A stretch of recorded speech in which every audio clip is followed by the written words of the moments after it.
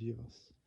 Maya influences the jiva in a number of ways. In his creation of the world, it is not the Chitti Shakti that works. Instead, when ordered by him, Maya is the force which works. Here it is known as Vishnu Maya. When human beings experience his attraction from Antakarana, the feeling that something is to be done is generated in them.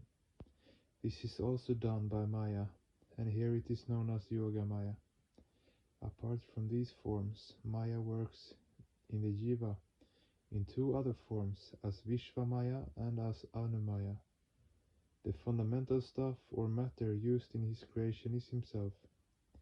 In this process of creation, the cognitive principle crucifies himself into this expressed world with the use of Vishnu Maya. But the essential element, the fundamental stuff, is he. However, the Jiva does not have the capacity to see him in this creation. A person sees a pot as a pot, a forest as a forest, and so on. This is the work of Vishva Maya. The sum of manifested Maya in the universe is known as Mahamaya. Now it is observed that individuals can create the same things in their minds, which are expressed outside and are seen in this expressed world. They can create a whole world in their minds, according to their fancy, and can enjoy pain or pleasure from it. Such vicarious living is found especially in persons of advanced age. This is the work of Anumaya. It must never be overlooked, however, that despite its various forms, it is his Maya, and that he is the Mayadishta. Therefore, if the individual starts a fight against Maya, he or she cannot succeed.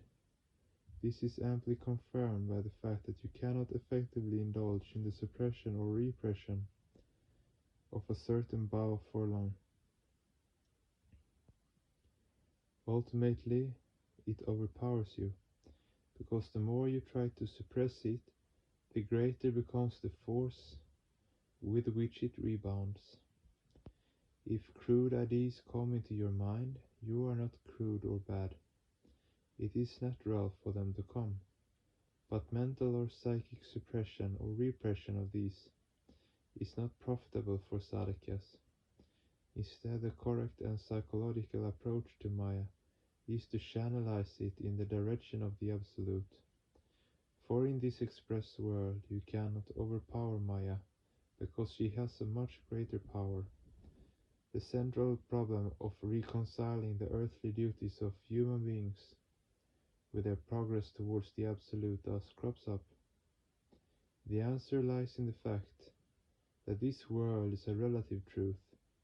Human beings should not become slaves to it, but should use it properly. However, as mind is engaged in it while using it, one may tend to crudify both in the mind and hence in the body. This would hamper movement towards the Absolute, which is the subtlest entity. The way out is to bring in the ideation of the Absolute.